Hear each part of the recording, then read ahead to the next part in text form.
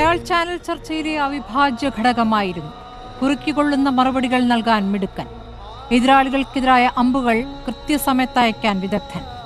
പാലക്കാട്ടെ ഉപതെരഞ്ഞെടുപ്പിൽ അങ്ങനെ രാഹുൽ മാങ്കൂട്ടത്തിൽ സ്ഥാനാർത്ഥിയാകുന്നു. 18,715 വോട്ടിന്റെ ഗംഭീര ഭൂരിപക്ഷത്തിൽ വിജയിക്കുന്നു.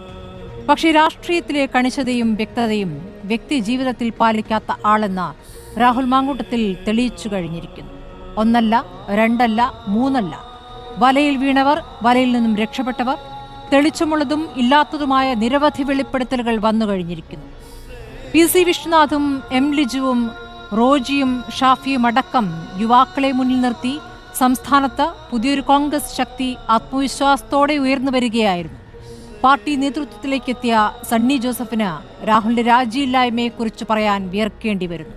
പരാതിക്കാരിയുടെ കുപ്പായത്തിന് നീളമാണ് പരാതിയുടെ കാമ്പ് നിശ്ചയിക്കുന്നത് എന്ന പ്രതികരണവും ഇന്ന് ജനം തിരഞ്ഞെടുത്ത ഒരു കോൺഗ്രസ് MP-യിൽ നിന്നും വന്നു. രാഹുൽ മാങ്കൂട്ടത്തിലിൻ്റേത് ക്രിമിനൽ കുറ്റമാണ്. പരാതിക്കാർ നിയമപരമായി നേരിട്ടാലും ഇല്ലെങ്കിലും കൊടിയുടെ നിറം മാറി മാറി വരും.